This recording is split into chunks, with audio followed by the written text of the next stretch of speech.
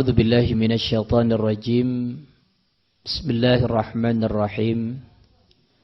Assalamualaikum warahmatullahi wabarakatuh.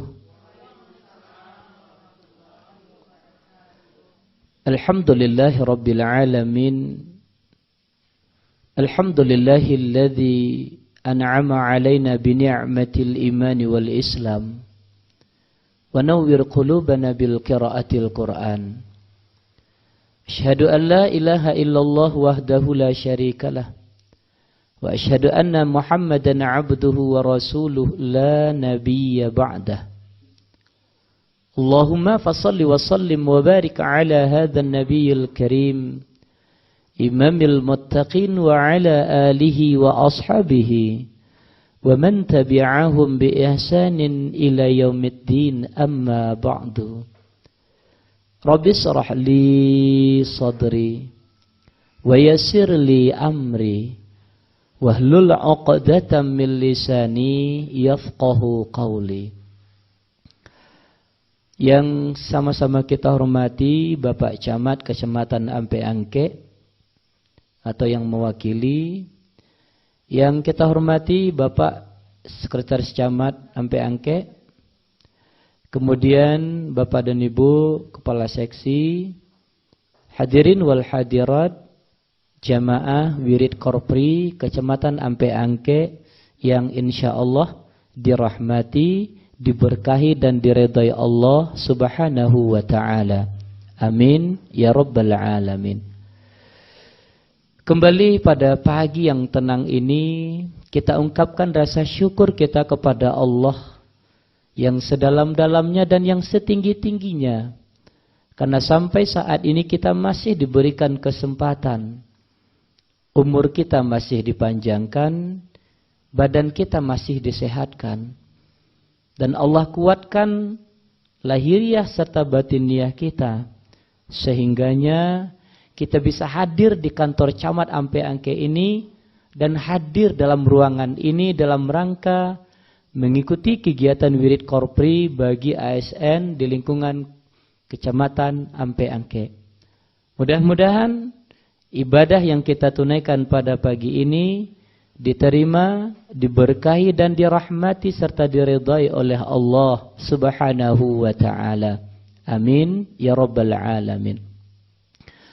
Salawat beriringan salam kembali kita mohonkan kepada Allah, semoga dicurahkan untuk Nabi kita, Habibal qalbi kita, uswatun hasanah kita, yaitunya Nabi besar Muhammad sallallahu alaihi wasallam. Allahumma salli ala Muhammad wa ala ali Muhammad. Bapak Camat, Bapak Sekretaris Camat yang kita hormati, Bapak dan Ibu yang kami muliakan. Adapun yang menjadi pembahasan kita pagi ini adalah pentingnya 4 hal di dalam diri kita untuk melakukan satu ibadah. Ya, judul kajian kita, pentingnya 4 hal di dalam diri kita untuk melakukan satu ibadah. Yang pertama Bapak Ibu, bahwa penciptaan kita oleh Allah Subhanahu wa ta'ala intinya adalah untuk beribadah kepada Allah. Sebagaimana ayat yang sering kita dengar, wa ma khalaqtul jinna wal insa illa liya'budun. Ini dalil pertama. Dan tidaklah kami jadikan jin dan manusia kecuali untuk beribadah kepada kami. Di dalam pertemuan kita yang lalu, sebelum COVID, ini kalau tidak salah, setelah COVID agak sedikit mereda, ini pertemuan yang keberapa kali? Dan yang kedua, yang ketiga? Yang ketiga ya. Nah, yang ketiga kini. Kita pernah sampaikan Bapak Ibu, ibadah itu dari segi sifatnya dibagi 2. Ada yang bersifat umum, ada yang bersifat khusus. Apa yang membedakan umum dan khusus? Yang membedakannya adalah dari segi tata cara pelaksanaan. Kalau ibadah bersifat khusus, itu tata cara pelaksanaannya diatur langsung oleh sunnah atau Al-Quran. Seperti sholat, seperti zakat, seperti puasa. Untuk melaksanakannya, itu kan tidak bisa bak nang ketujuh dewa. Contoh sholat subuh lah. Awak biasanya jago lalu subuh itu kan segar Bapak Ibu. Habis istirahat satu malam. Subuh cuma 2 rakaat. Tapi ketika kita merasa segar, kita merasa sehat, kita merasa kuat, boleh tidak subuh dan dua itu kita jadikan nampe? Tidak bisa. Kenapa? Dia terikat dengan aturan. Itu dikatakan khusus. Apalagi haji. Haji itu diwajibkan kan di bulan Zulhijjah. Boleh tidak diganti dengan bulan Muharram? Tidak bisa juga. Walaupun ada orang yang nyeleneh. Keceknya manga berami-rami di Zulhijjah itu bulan Muharram gaji ceknya kan. Ini keliru. Kenapa? Karena dia ibadah khusus. Cara melakukannya, kapan dilakukannya, apa pantang larangannya diatur oleh sunnah, oleh Al-Quran ataupun hadis. Karena dia ibadah khusus, sifatnya khusus. Yang kedua, ibadah yang sifatnya umum. Apa itu? Segala bentuk kebaikan yang kita lakukan, yang tata cara pelaksanaannya diserahkan saja kepada kita. Bila di kerajuan, silakan saja. Di maka di kerajuan, tafadhal. Nah, ibu dan bapak yang kami hormati, maka terkait dengan persoalan itu, dalam pertemuan kita kini, ketika kita bicara ibadah, bapak ibu mohon maaf, kita mesti punya 4 hal. Yang pertama kita mesti punya ilmu. Maaf, ini sudah kajian lama. Kenapa kita sampaikan lagi? Kenapa? Karena sampai hari ini masih banyak orang beribadah tapi tak berilmu. Dan kadang-kadang kita juga malu bertanya. Mohon maaf Bapak Ibu ya. Ambo tadi di perjalanan dari Bukit Tinggi kemari, itu komunikasi dengan seorang jamaah, maaf, yang bertanya persoalan ba'a dando, bagaimana pembayaran denda orang yang berbuat salah di bulan Ramadan.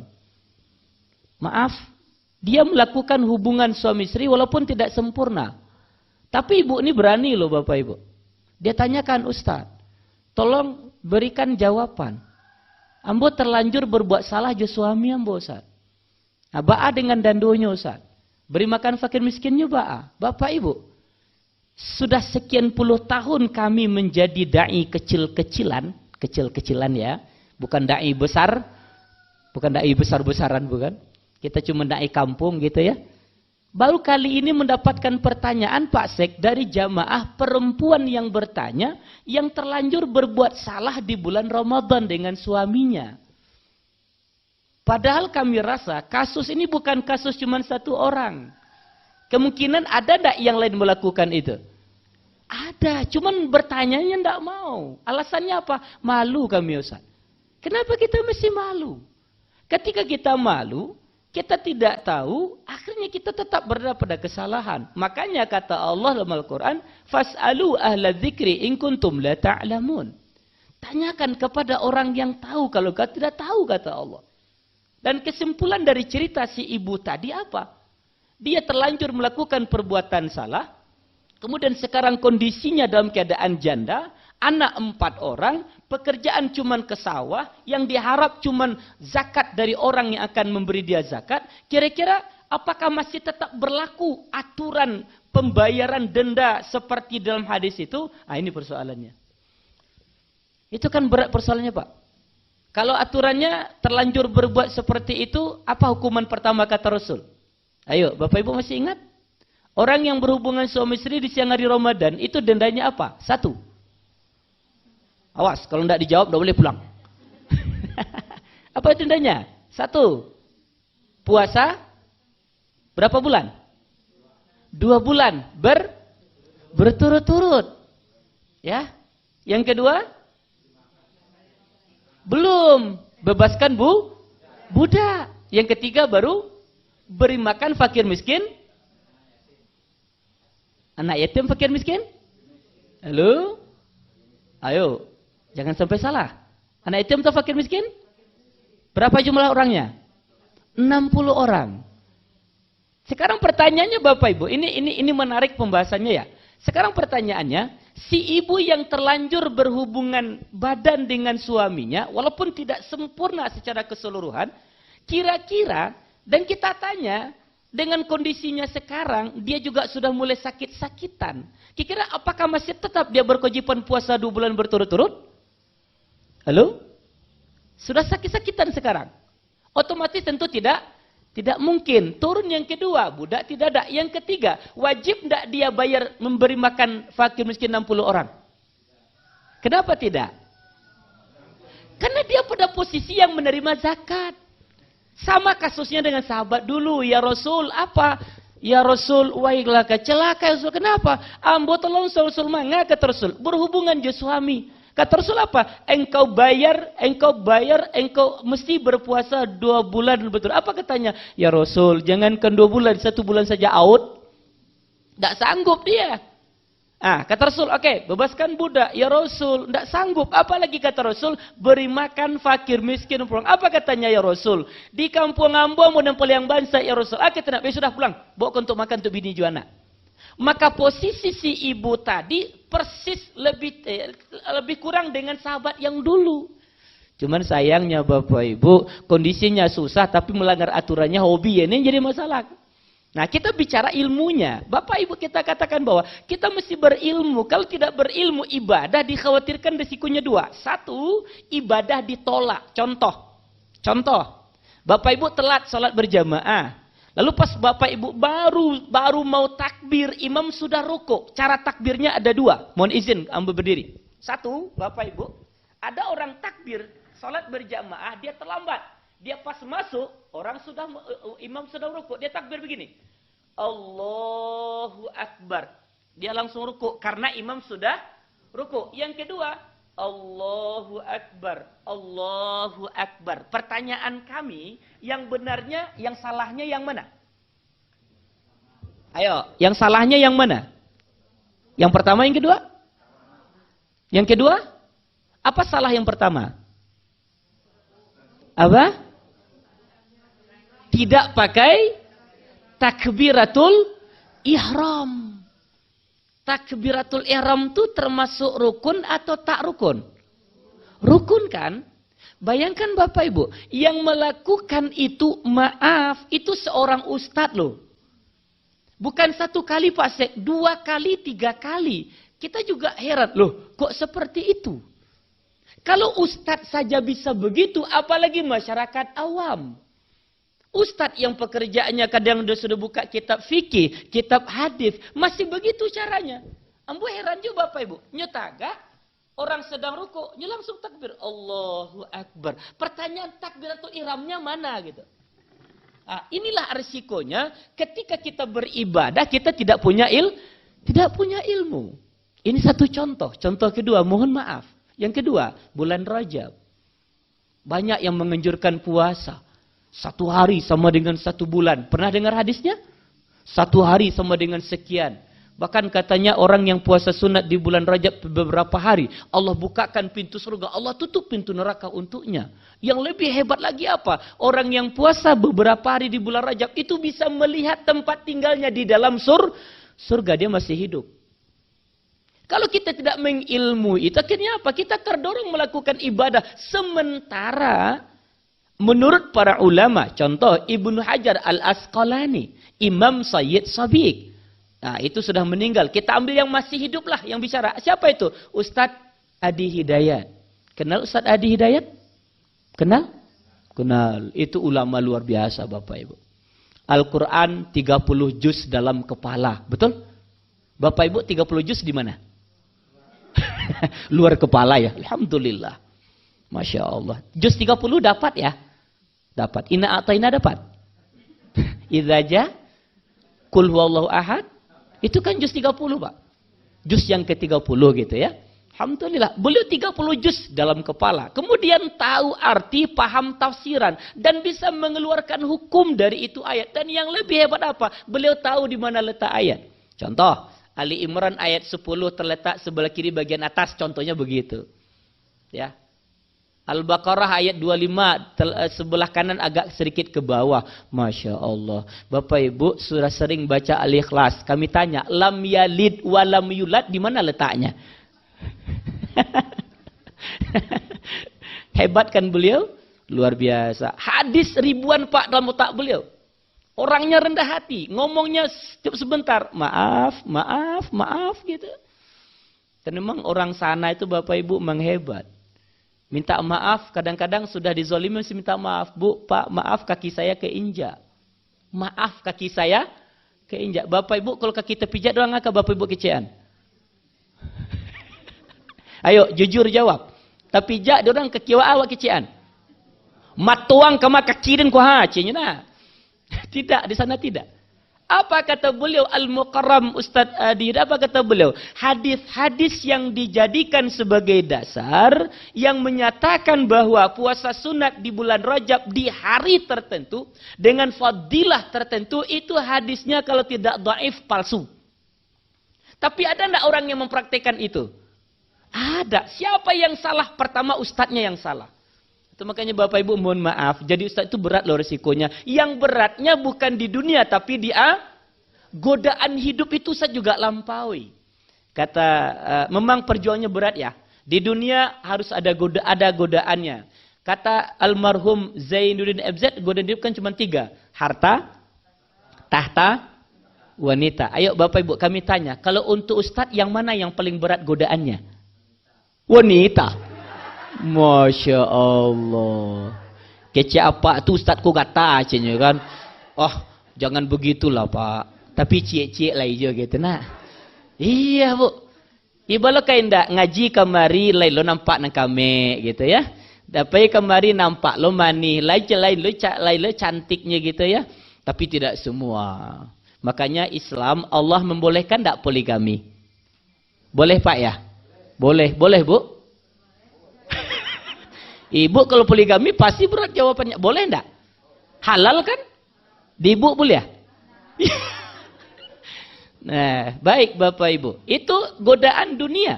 Kami katakan sebetulnya maaf, yang berat itu bukan itu Bu, di akhirat.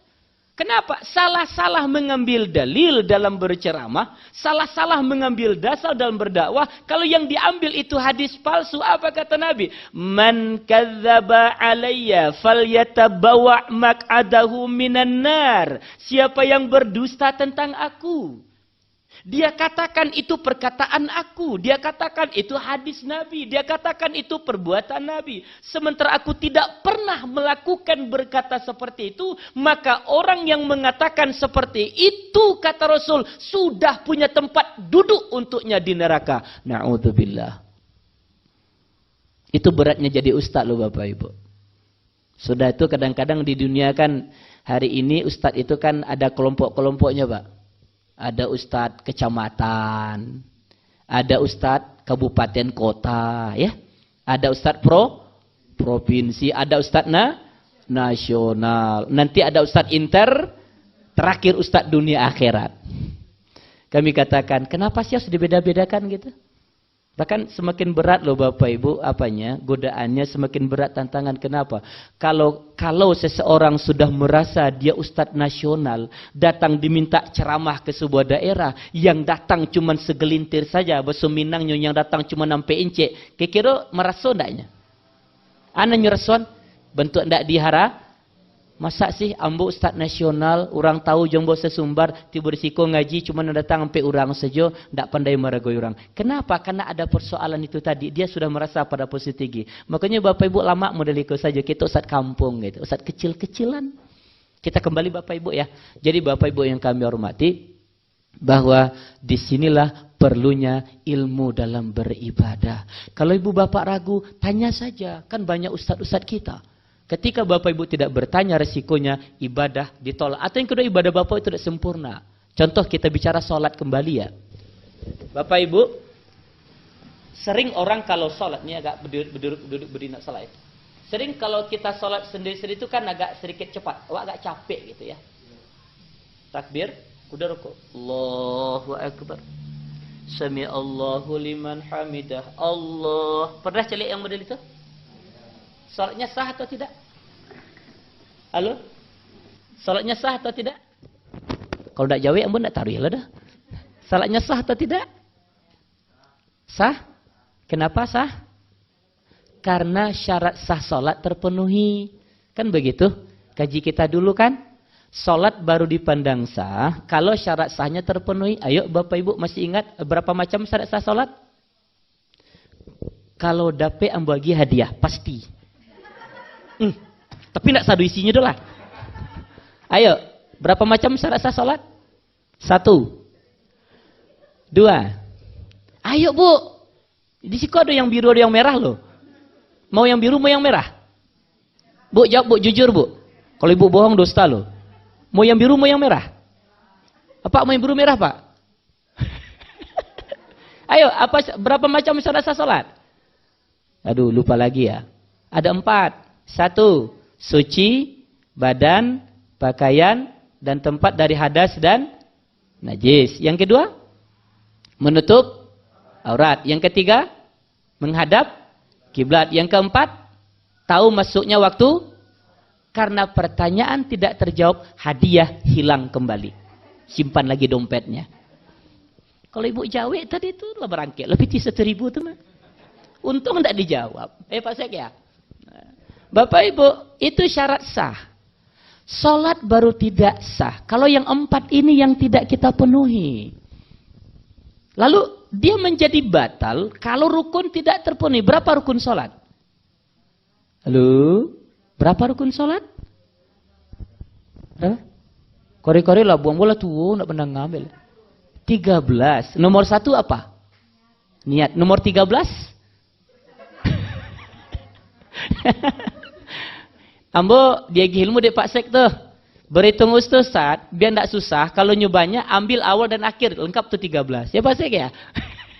Nomor 1 apa? Niat. Nomor 13? Oh, ya selesai tuh 13 kan? Kalau yang 13 ini ada yang tidak kita lakukan, maka sholat menjadi batal. Tapi persoalannya tadi itu tidak ada rukun yang tidak kerjakan. Syarat sah terpenuhi, tapi apa masalahnya? Tidak sempurna. Kenapa tidak sempurna? Karena kata Nabi, Bapak Ibu, luruskan dulu punggungmu baru engkau berzikir. Si fulan tadi setelah i'tidal belum sempat lurus langsung terjun untuk kenapa dilakukan? Ibadah tak berilmu. Ada yang melakukan begitu? Ada. Apa alasannya? Yang penting Ustaz, ambukan ruku, ambukan i'tidal, ambukan sujud. Ya sudah selesai. Itu baru sebatas rukun. Sementara di samping rukun ada yang sunatnya, ada yang mestinya walaupun tidak sampai pada tingkatan wajib. Nah, inilah resiko ibadah. Kalau tidak berilmu, resikonya 2. 1, tidak diterima alias ditolak. Dan yang kedua, tidak sempurna ibadahnya. Ayo Bapak Ibu kalau beribadah, maunya pahalanya diberikan sempurna atau ala kadar? Ayo, salat berjamaah, maunya pahalanya banyak sedikit? Banyak. Ayatnya yang pendek, yang panjang? Jangan bohong loh Pak. Ulang lagi. Maunya pahala sholat berjamaah itu pahalanya banyak sedikit? Banyak. Maunya suratnya panjang pendek? Jujur. Itu tuh. Orang Minang tuh beribadah. Maunya pahala banyak. Giliran suratnya? Ya di Maloka Basuo biay. Tapi masih mending daripada orang yang tidak mau sholat berjamaah gitu. Nah Bapak Ibu ini pertama ya. Ambo sampaikan kepada kita termasuk ambo pribadi. Ayo Bapak Ibu. Mulai hari ini kita mesti berilmu untuk beribadah. Ibadah tidak boleh turut-turutan. Ikut-ikutan. Kenapa? Kalau yang diikutan nanti yang salah. Ya sama-sama salah lah sadunya gitu. Dan yang lebih berbahaya. Kalau yang menyampaikan itu. Orang yang tidak menseleksi dulu. Apa dalil dari ibadah yang dilakukan. 1. Mesti ada ilmu. Bisa dipahami? Nah yang kedua Bapak Ibu apa lagi? Kita mesti punya semangat. Bapak Ibu mohon maaf. Hari ini pertanyaan kami ada 1. Mana yang lebih orang bersemangat untuk ibadahnya apa atau untuk urusan dunianya? Ayo. Untuk? Oke, terima kasih. Yang kedua, Kira-kira ketika dia bersemangat untuk dunianya, dia bekerja untuk dunianya, pertanyaan yang kedua, dijamin tidak dia mendapatkan hasil dari usahanya? Dijamin? Halo? Tidak. Oke, kalaupun dia mendapatkan hasil, dijamin tidak dia bisa nikmati langsung? Juga tidak. Itu dunia yang dia lakukan hari ini. Apapun pekerjaan kita, berdagangkah, pegawaikah, petanikah, itu tidak ada jaminan pasti loh Bapak. Bahkan pegawai pun yang bekerja 1 bulan, dijamin tidak nanti tanggal 1 terima gaji? Halo? Dijamin tidak? Tidak. Kenapa? Bisa jadi tanggal 30 malam tanggal 1 dia mati. Mati Pak. Kalau mati kan tidak diterima gaji kan? Oke, masih hidup. Ambil uang di ATM, ditransfer lewat rekening bank, ambil di ATM Bapak Ibu, masuk kantong. Sudah tuh keluar ATM Bapak Ibu, rupanya dompet kurang masuk. Dua tahun tidak jatuh itu dompet. Jadi tidak nikmati. Tak jadi Pak. Begitu betul bentuknya dunia itu. Kita yang sudah awak nalaba tunggang tunggi karajo. Tidak ada jaminan kok kita dapatkan hasilnya. Kalaupun didapat tidak ada jaminan kok kita bisa nikmati. Tetapi kenapa orang bisa begitu berusaha dengan luar biasa? Sementara untuk ibadah yang kita lakukan, dijamin tidak kita terima pahalanya? Contoh, yuk Bapak Ibu. Nanti Bapak-Bapak Jumat Pak. Jumat ya. Baru saja selesai. Assalamualaikum warahmatullahi. Assalamualaikum warahmatullahi. Bapak langsung mati. Pertanyaan, Bapak dapat tidak pahala dari Jumat Bapak? Dapat kan? Padahal baru saja selesai ibadahnya. Makanya kami katakan, Ibu Bapak, mohon maaf. Kalau hari ini untuk dunia kita bisa begitu bersemangat, kami ingin mengajak, yuk untuk ibadah dan akhirat, coba tumbuhkan lagi semangat. Kenapa? Kalau semangat untuk ibadahnya ada, maka tidak ada yang berat dari ibadah itu. Betul atau betul? Betul itu. Tidak ada yang barek ke Bu. Kenapa? Kita punya semangat loh. Kata orang bijak, di mana ada kemauan, tidak ada jalan mau buat jalan surang. Kenapa? Kita punya keinginan yang keras dan punya semangat yang tinggi. Kalau untuk dunia kita bisa begitu bersemangat, kenapa untuk ibadah dan akhirat kita merasa kita tidak punya semangat yang tinggi gitu. Ini yang kedua. Yang ketiga Bapak Ibu. Yang ketiga, kami katakan khusus untuk bulan-bulan ini kita mesti punya target ibadah. Target ibadah. Kenapa sudah target Ustaz? Orang kalau punya target ibadah, dia pasti ingin target tercapai. Dan dunia juga punya target. Contoh, mohon maaf Bapak Ibu. Orang Manggaleh punya target enggak? Apa targetnya? 1, banyak jual beli. Yang kedua, dapeun, lipe, bukan, takulai. Lipe gandul, lipe takulai gitu. Bapak Ibu punya target. Bahkan untuk masa depan juga punya target. Yo ibu-ibu jujur ya. Mau tanya ibu-ibu ya. Ibu-ibu dulu ketika masih gadis-gadis punya target enggak umur bara nanti ke menikah? Jujur Bu, jangan bohong. Punya kan? Kan enggak ada. Ustaz, awak dulunya Ustaz dapat laki syukur enggak dapat laki biarlah ada? Enggak ada. Enggak ada itu. Pasti punya target. Bapak-bapak, apalagi bapak-bapak Bu. Nanti sebentar apa yang mencelikkan tiba bini kan? Bilul dan gua aja kan. Kita punya target. Kalaupun Bapak Ibu tidak punya target, orang tua kita punya target. Anak gadis hamboku umur berapa Bu? 20 berapa? Kalau dulu mau berapa orang menikah? 5 balik. Baru ketumbuh baru tuh. Tapi iya Pak, dulu 5 balik lah nikah kok. Allah, apa orang dulu tuh? Masya Allah. Kan punya target tuh. Anak ambuku dulu 15 itu sudah mesti menikah. Kalau tidak cariin tuh. Sekarang dirubah 26, 25. Kita punya target. Bapak Ibu, kalau dan di kantor juga punya target. Mesti tuntas ini pekerjaan. Kalau tidak punya target kena. Kalau untuk urusan kerjaan kita, dunia kita punya target. Kapan kita bisa pasang target untuk ibadah? Apa manfaatnya? Ketika target tidak tercapai, kita pasti merasa kecewa Bapak Ibu.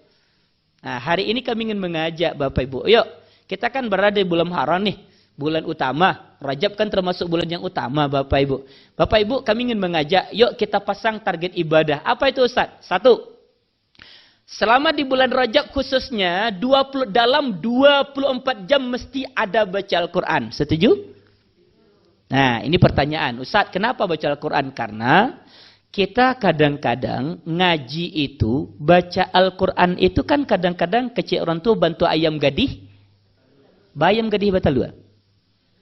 Sekali batalua? Enggak, 3 hari libur.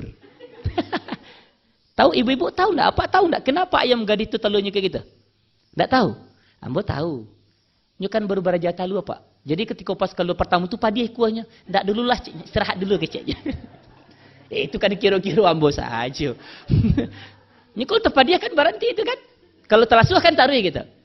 Kalau ayam tua batal, luanya malah itu karajonya gitu. Keluasin surang gitu kan. Plung gitu.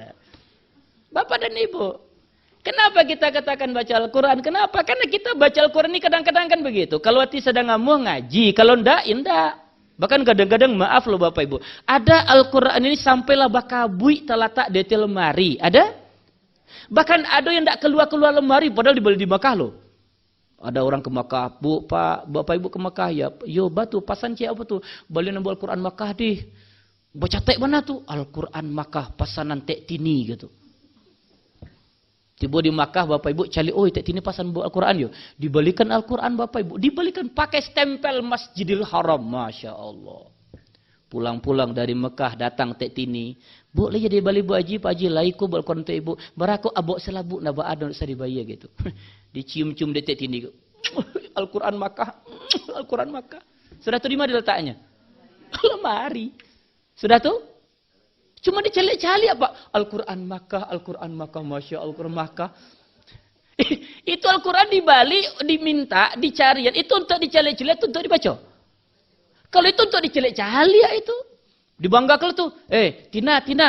Aku punya Al-Quran Makkah. Enggak, ada yang punya juga. Al-Quran Makkah, litik baca. Enggak, apa gunanya itu? Ibu dan Bapak. Kenapa kita katakan baca Al-Quran? Sebab kenapa? Karena pembacaan Al-Quran hari ini sampai 16 hari, 15 hari berikutnya, itu fadilahnya besar. Biasanya 1 huruf berapa pahalanya? Halo? 1 huruf berapa pahalanya kata Nabi? 10? Itu di luar bulan haram. Di dalam bulan haram yang 10 bisa jadi 100. Yang 100 bisa jadi 300, bisa jadi 700, bahkan bisa ditambah. Wallahu yudha'ifu liman yasha. Allah akan lipat gandakan untuk orang yang dikehendaki. Kenapa? Dia lakukan ibadah di bulan-bulan yang utama. Itu lebihnya bulan Rajab. Itu lebihnya bulan Dzulqa'dah, Dzulhijjah, Muharram, dan induknya nanti bulan Ramadan. Nah, makanya kami saran Bapak Ibu, yuk 24 jam waktu Allah berikan, coba sisihkan beberapa saat untuk baca Ustadz, di rumah Karajo banyak Ustadz. Kami ibu-ibu punya Ustadz Karajo kami sebanyak bulu ule. Ya Bu? Bu? Di rumah banyak enggak Karajo Ibu? Banyak. Ada enggak? Selesai enggak Karajo Ibu di rumah? Enggak. Enggak selesai itu Bu. Boleh kalau punya anak ketek, susun mainan. Bikoh? Saatnya beli gitu kan. Kalau sekiranya ibu bapak tidak sempat ngaji di rumah, ambo saran, sampai bapak ibu di kantor, duduklah, kemudian mulai dengan bismillah, ambil Al-Quran, ngajilah agak 5 menit. Kalau ibu bapak lakukan dengan keikhlasan, insya Allah ada ketenangan hati loh bapak ibu. Dan orang yang seperti itu, biasanya hatinya lembut loh Pak. Al-Quran ini Allah turunkan di antaranya untuk melunakkan hati yang keras. Kira-kira kalau 5 menit, mohon izin Pak Sekcam, kira-kira kalau 5 menit pegawai awak di kantor camat ngaji kan boleh enggak Pak Sek? Kan enggak kena berang di Pak Sek enggak? Ah, lah boleh Bu, lah dapat izin tuh Bu. Ngajilah Bapak Ibu. Kalau ibu-ibu sedang haid boleh enggak ngaji? Nah, ragu lagi tuh. Pak, kalau dia Pak boleh enggak ibu haid ngaji Pak? Ngaji boleh ya? Nggak boleh? Memacik ya? Bapak Ibu, ada ikhtilaf ulama. Dengan dalil ini dia. La yamassuhu illal mutatahhirun. Mutatahharun. Tidak boleh menyentuhnya kecuali orang yang Ini dalilnya. Cuman memahami ini ulama beda pendapat. makna menyentuh itu ada yang mengatakan menyentuh tidak boleh, membaca boleh. Ada yang mengatakan membaca dan menyentuhnya juga boleh dengan catatan jangan mengotori kesucian. Ada yang mengatakan menyentuh tidak boleh, baca silakan. Nah, sekarang begini, mohon maaf, ini kan masih banyak yang muda-muda nih ibu-ibu nih. Kalau ibu-ibu haidnya berapa hari? Mohon izin? 6 ya. Ada yang 7. Ada yang 10. Kalau 10 bu, panjang apa-apa tuh bu? 10 hari pak. 10 hari. Panjang itu. Untung cuma 6 hari pak. Yang 6 hari pun kadang panjang bilalang tuh. Lamulai gitu. Nggak mau kasih jual lamulai nasi masak gitu mau kasihnya. Cuman 6 hari loh bu. Taruh ibu mungkin takut pegang Al-Quran. Pagi-pagi ibu kan punya hafalan. Baca itu hafalan. Apa hafalannya? Yaitu tadi. Kul. Kan sudah ngaji tuh. Tapi kami katakan Bapak Ibu. Dan mohon maaf. Kami ingin katakan begini. Allah sangat sayang dengan kita Pak Bu. Bagaimana buktinya? Allah berikan kita pekerjaan yang luar biasa. Kok dicaliaklah keluar-luar tuh Bapak Ibu? Na'udzubillah. Dicaliak lo karena orang. Ambo jujur Bapak Ibu ya. 3 hari yang lalu Bu. Pak, ambo caliak seorang ibu-ibu hamil. Lah gadang pari. Itu masih jualan Yakul. Pari gadang. Jualan Yakul. Ya Allah. Nah tekan rembo kamayo suaminya. Ya, ibu-ibu kalau kita kan tidak sampai model itu gitu. Maka berkatakan, yuk kita syukuri nikmat Allah dengan apa? Pagi-pagi sebelum kita melakukan pekerjaan kantor kita, yuk kita ngaji 5 menit cukup. Ya baralai ya baralainya tidak ambatur kok, tidak taluk salai 3 alai bagai gitu. Ya Pak ya. Tidak sanggup 1 lembar, ya 3 lembar. Tidak sanggup 3 ya sudah 5 lembar, ya sudah santai aja. Setuju? Kok lembek Jawa? Setuju? Enggak yang 10 lembar deh, Bu. 1 lembar cukup lah.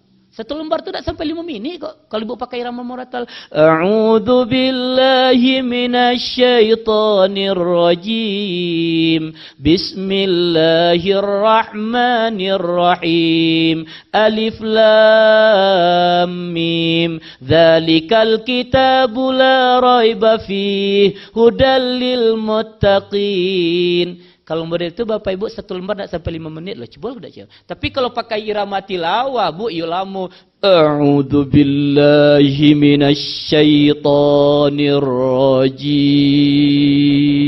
Ah tuh salah itu mau 1,5 jam itu. Irama pun tidak cukup sadonya itu. Nah, Bapak Ibu yuk. Bapak Ibu kalau setuju dan nambah berat setujulah. Kita kekurangan ibadah. Mohon izin ada yang lupa bertanya. Andai kata sesudah Jumat Bapak Ibu meninggal, lah cukup tidak pahala nak dibawa menghadap Allah. Lalu, andai kata nanti sore ibu bapak wafat, sudah cukup tidak pahala yang akan kita bawa menghadap Allah? Cukup atau kurang? Atau ada tidak yang berlebihan? Minta ambil lebihnya gitu. Ambo masih kekurangan pahala loh Bapak Ibu. Yuk kami mengajak mulai hari ini. Dalam 24 jam kita mesti ada baca Al-Quran. Bagi Bapak Ibu, ambo sarankan yang terbaik itu kapan? Kalau tidak bisa di rumah kapan? Sediakan di atas meja kerja kita 1 Al-Quran. Kalaulah tasadio Bapak Ibu, kita kan tidak payah cari-cari. Duduk, nampak Al-Quran. Oh iya, ngalun ngaji dulu. Ustadz, mesti keberuduk? Tidak wajib, kalau bisa bagus. 1. Yang kedua Bapak? Hidupkan selalu kebiasaan bersedekah. Minimal berapa ribu? Bu, tolong celiak Bu kemari Bu, kota infaknya Bu. Unilah dia tong nih. Alun lek, pitibaran banyak di dalam nih. Masya Allah. Pitibaran nih? Piti 2.000 nih? Enggak kok Pak, piti 10.000 kok. 2.000 itu piti Pak Sek itu. Bukan, dah. Pasik 10 nampak di mengelon tadi. Masya Allah. Bapak Ibu mohon izin ya. Jujur demi Allah. Ampun tidak setuju kalau pegawai negeri sedekahnya cuma 2.000 1 hari. Kenapa? Maaf Bapak Ibu. Kita sudah melimpah diberikan rezeki. Iya enggak? Dan Allah sayang kok dengan kita. Dan Allah pemurah kok. Allah tidak pernah berhitung loh Bapak Ibu. Sagalo dia gia. Contoh. Umur dia gia. Sehat. Dia gia laki Laki diagiah kan bu? Iya kan diagiah kan? Kalau ibu tidak diagiah laki di Allah, mungkin tidak ibu balaki. Tidak kok. Kadang-kadang kan ibu-ibu kan udah nangis kok pak. Ustaz tuh salah tuh. Bah tuh. Awak mangko dapet laki, wak kan kame. Wak kan manis. Bintang kampuang, rang penampuang. Sosok rang penampuang. Kurang lambah lah gitu. Bagaimanapun cantiknya kita, kamu cantiknya selangit. Kalau Allah katakan tidak punya suami, ia tidak punya laki. Suami dikasih istri, dia giah anak, dia giah menantu, dia giah cucu, dia giah rezeki, dia giah sadonyo, dia giah Allah. Giliran kita baragia ke Allah cuma 2.000. Cek enggak? Jujur jawab, cek enggak? Pernah pekerjaan? Rasa-rasa kakanean yang sekali itu malih ambonya. Ya, tidak wajar Bapak Ibu kalau satu hari sedekahnya cuma 2.000. Hari ini kita berada di bulan yang utama. Yo, yang biasa 2.000 jadikan jadi 3.000. Masih ceke, cuma 1.000, pasti naik cuma 1.000. Lontong barang sepiriang. Kalah lontong sepiriang dengan sedekah. Masya Allah. Nah, Ambon tidak katakan persoalan nominal 2.000 kecil, tidak. Cuman ada satu keinsafan bahwa ketika Allah angkat rezeki kita, jumlahnya, kondisi keadaannya, kenapa kita tidak angkat juga tuh nominal sedekah kita? Itu kita maksud. Rezeki kita kan tuh naik Bapak Ibu ya. Bulan kini gaji terima, tunjangan terima. SPPD ada 10, kalikan sekian bulan ini. Bulan depan gaji terima, tunjangan SPPD cuma sekian. Ketika gaji kita stabil, sedekah kita stabil. Tapi ketika gaji kita naik, sedekahnya bukan stabil. Berstabil, ya 2.000 tadi. Nah, Bapak Ibu, lah barat tuh. Barat target ibadahnya? 2. Yang ketiga, yang mudah-mudah saja, Bu. Yang ketiga, yuk tahajud jangan ditinggalkan. Minimal berapa rakaat? 2 rakaat. Yang keempat, witir jangan sampai absen. Minimal berapa? Berapa? Minimal berapa? Kata Pak Sek 1. Betul itu Pak Sek 1. Cuman kalau satu taruh itu namanya ibadah minimalis. Kalau rumah minimalis, bagus. Cantik. Tapi kalau ibadah minimalis setiap hari, na'udzubillah.